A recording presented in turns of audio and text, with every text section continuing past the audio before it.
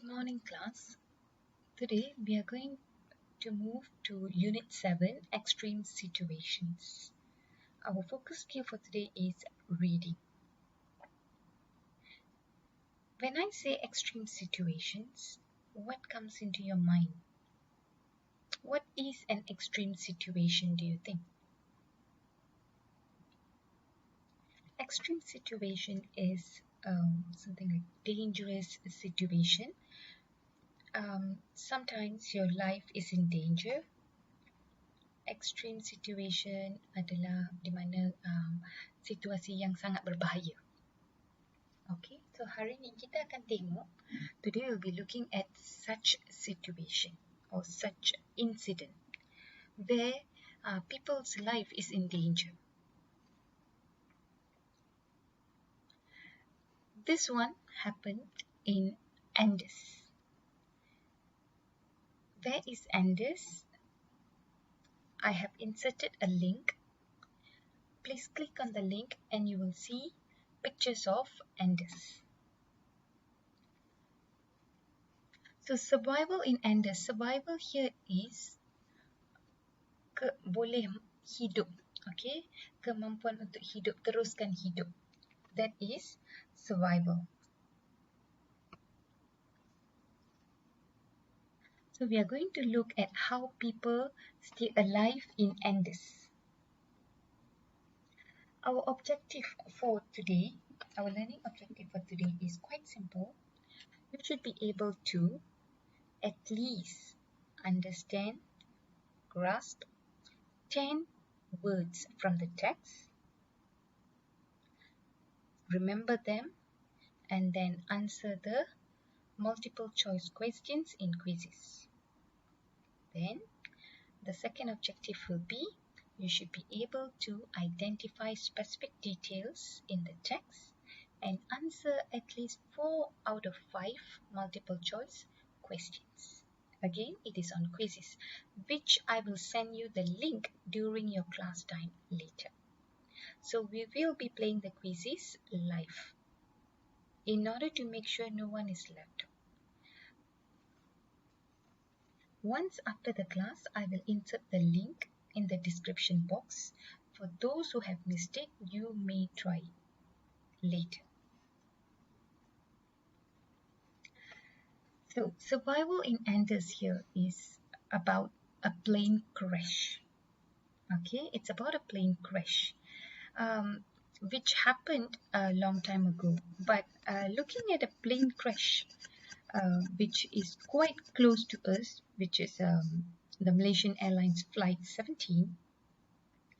On July 17, 2014, the Malaysian Airlines flight carried 298 people was shot down over rebel-controlled territory in eastern Ukraine near the Russian border. All aboard the Boeing 777 were killed, including dozens of children. If you remember still, 2014, how old would you be? I think you are too young also. 2014, are you too young? Not really. You would have been in your primary school, probably. Okay. So what happened during that time? A Malaysian Airlines mass was flying over this, was on the air. It was crossing this Ukraine-Russian Russian-Ukraine border or something, and then it was shot down because there was this rebel-controlled territory, which is there was a war going on somewhere near Russia, and they shot the flight down, and everyone in the flight was killed, including children. So this is the remnants of the flight. So now we are going to look at survival in Andes. So let's look at the breaking news first. Thursday, October 12, 1972. Carrying Uruguay's championship rugby team took off from Montevideo, Uruguay, heading to Santiago, Chile. On the plane were 45 people. The crew, the Uruguayan players and their friends and relatives. Soon after takeoff, the plane had to stop in Mendoza, Argentina because of bad weather.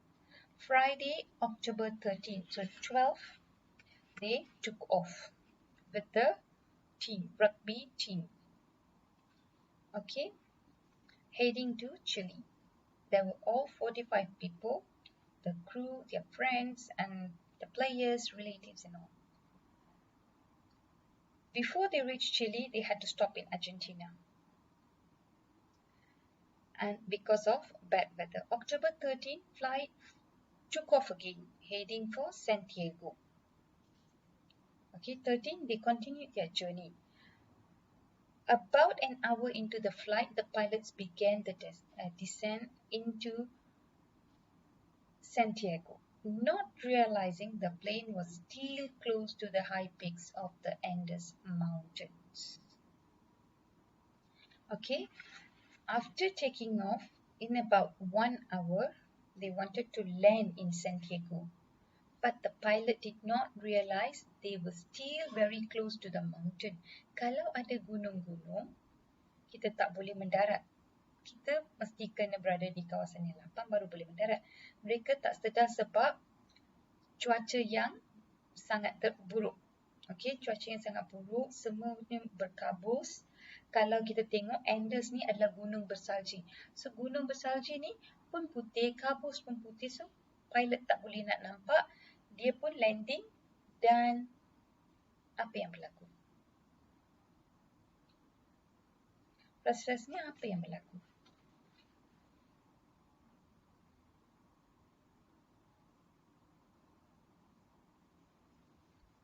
Okey, kamu fikirkanlah apa yang berlaku ya. So, sebelum kamu baca, tolong tekan link yang teacher sertakan di sini supaya kamu boleh faham ceritanya dengan lagi mudah. It's a video of the survival in the Andes. It's the video of what happened. So, please watch the video first before you read the text.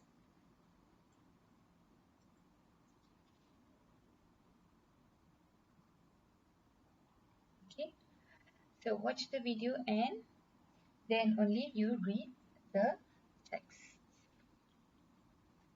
Now, let me read this text for you and explain what is it about. On Friday, October 13, 1972, a plane that had been flying from Uruguay to Chile with 45 people on board crashed into a mountain in Andes. How some of the passengers managed to live is one of the great survival stories. Great survival stories. Survival stories, ada beberapa orang penumpang yang mampu hidup. Tengok tak gunung ni, gunung bersalji ni. Okey. Kat sini kalau kamu nak hidup memang susah, tapi ada orang mampu hidup dan dapat diselamatkan. Okay, when did this thing happen? Yes, it's in 1972 October. Teacher pun tak lahir, kamu pun tak lahir. 29 people died in the crash, and in the weeks following it, 29 people died. On the mountain, it was freezing cold, and the survivors stayed inside the crashed plane to stay warm. They had very little food and were in very great danger while they waited for a rescue team. After 11 days on the mountain, they found a small radio. The rescue teams had stopped searching for them. They heard the news that the rescue team had stopped searching for them. All hope was gone. Okay, so 29 people mati. Kat situ sangat sejuk. Freezing cold maksudnya sangat sejuk. Tak ada makanan. Makanan tinggal sikit-sikit je. Mereka duduk dalam kapal terbang saja sebab kat luar kan sejuk sangat. Selepas 11 hari, tak ada dah pasukan penyelamat cuba mencari mereka dah. Mereka dah stop mencari mangsa-mangsa kejadian pasukan penyelamat. So, harapan mangsa-mangsa yang masih hidup tu pun dah tipis sebab tak ada orang dah cari dah. Days became weeks. Okay, dia dah berminggu-minggu dah. 2 months after the crash, 2 bulan selepas crash, after they had waited for summer to arrive. Sebelum summer adalah winter.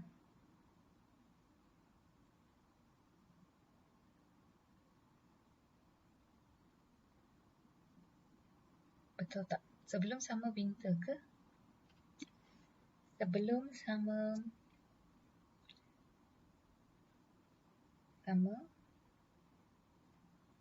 autumn, winter, spring. Sorry. Sebelum summer adalah spring. Okay, sebelum summer adalah spring. Okay, so mereka jatuh di sini apabila spring. Sekarang mereka tunggu sampai summer. Kenapa mereka tunggu sampai summer? Sebab masa summer panas. Matahari lagi terik. So they can see better, the ice will melt and more people will be out during summer. So that's when they can actually go and look for help. Okay.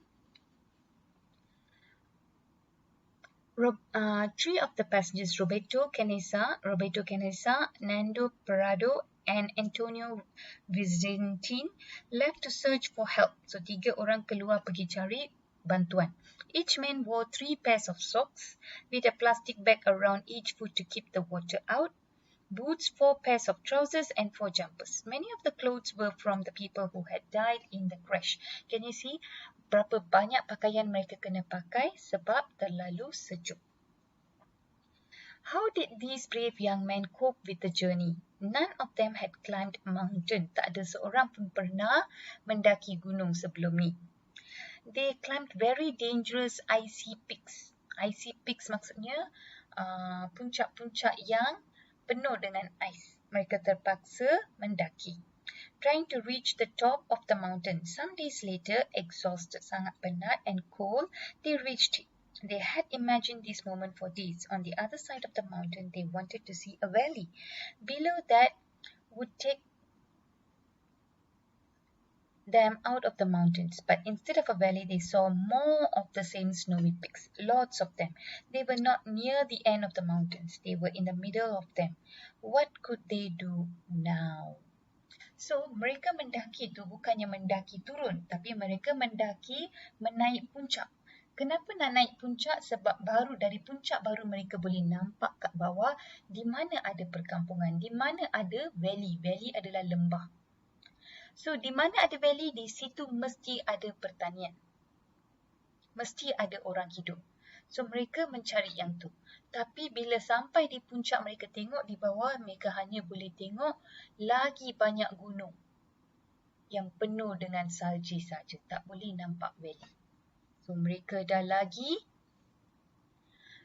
kurang semangat. But there was still hope. Tapi tak patah semangat lagi.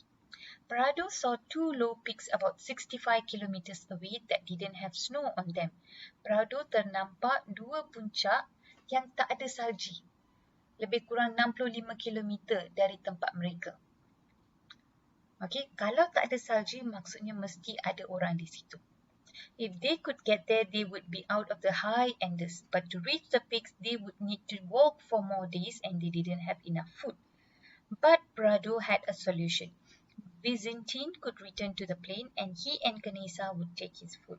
They agreed on the plan and Canessa and Prado continued their journey. So, permulaan 3 orang yang pergi, selepas tu hanya tinggal 2 orang saja sebab mereka dah kekurangan makanan. Kalau kamu nak mendaki gunung, nak jalan jauh sampai 65 km, kamu perlukan makanan. Perlu makanan untuk kamu survive. So, kalau 3 orang berjalan, maka banyak lagi makanan digunakan.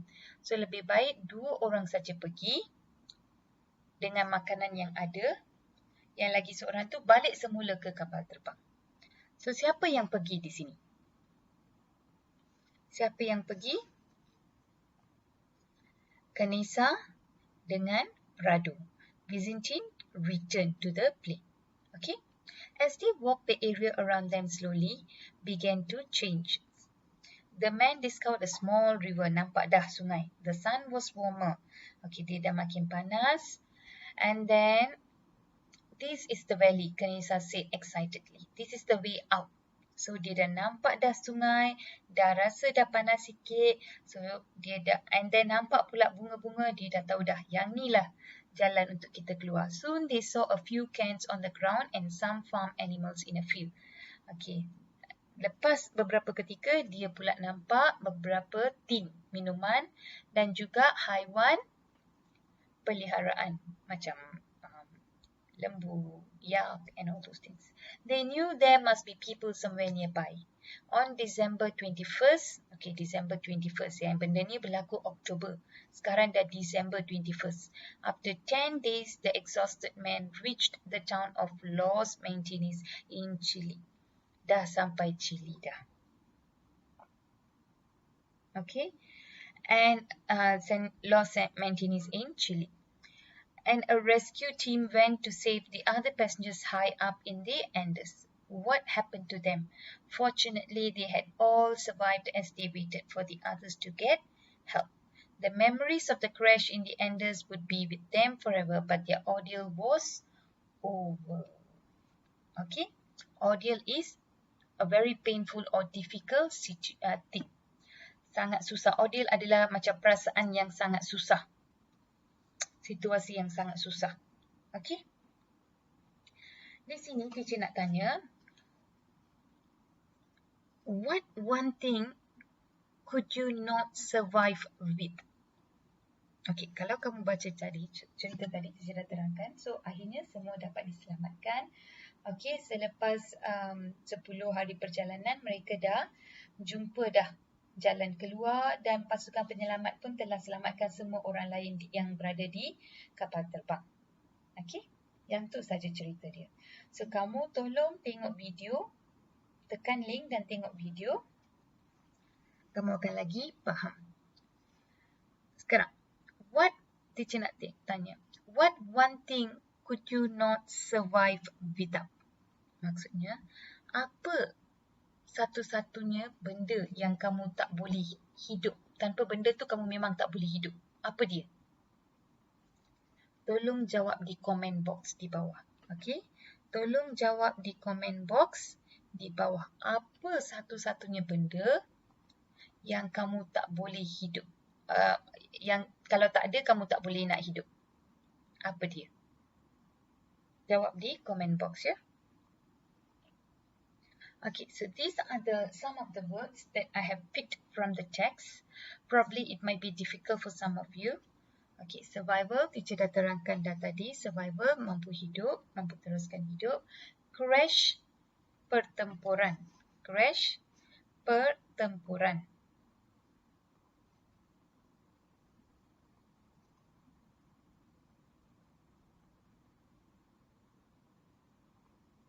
Ini adalah crashed.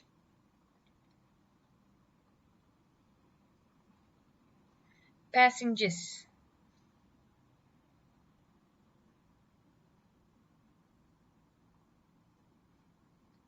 Passengers, penumpang. Jumpers. Yang ni. Jumpers adalah pakaian yang macam orang ni pakai. Okey, macam sweater tu.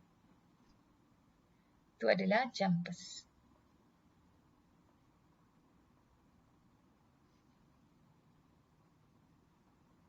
Cope with, mampu bertahan, mampu menghadapi. Cope with. Peaks. Peaks adalah ni, puncak. Peaks.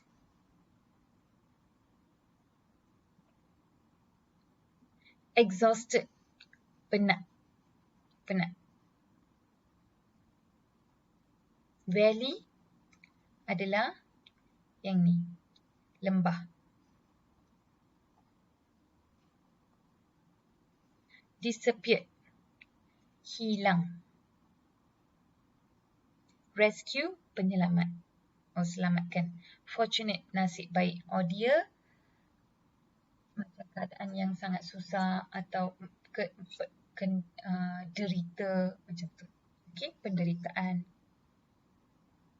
tolong tuliskan vocabulary ni di buku kamu dengan maksud dia sekali.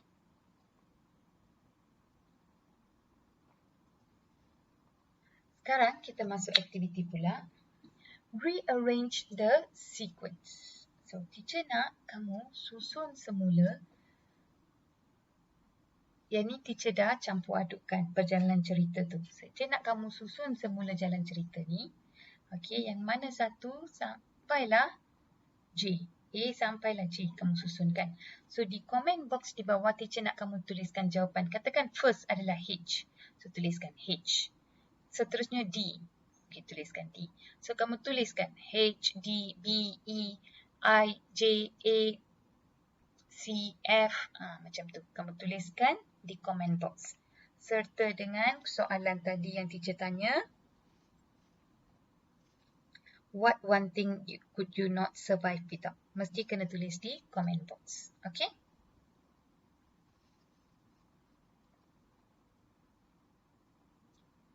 So, what is the message that you gained from the story? Apa pengajaran yang kamu dapat daripada cerita ni?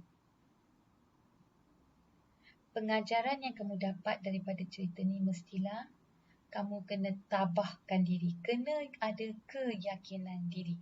Jangan putus asa. Putus asa in English is do not give up. Be strong. Always have confidence. Always have belief in yourself. And you will survive any challenges, any difficulties, any problems. So that is the message that the survival in Anders is telling all of us. Okay, don't give up. Sekarang tak boleh, mungkin tak boleh nak bertutur dalam bahasa Inggeris. Jangan give up, jangan putus asa. Jangan cakap teacher saya tak pandai, saya tak pandai. Cakap saya pun boleh, saya akan cuba. Okay.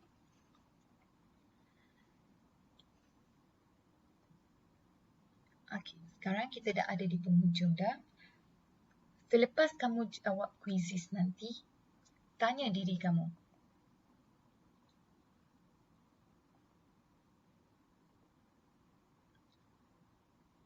Have I learned any new words? Ada tak kamu belajar apa-apa perkataan baru? Boleh tak kamu masih ingat perkataan yang kamu belajar tadi? Yang teacher senaraikan. Exhausted, jumper, ordeal, survival, peak, valley. Apa lagi? Rescue, crashed. Okey, banyak kan teacher senaraikan. Boleh tak kamu ingat lagi?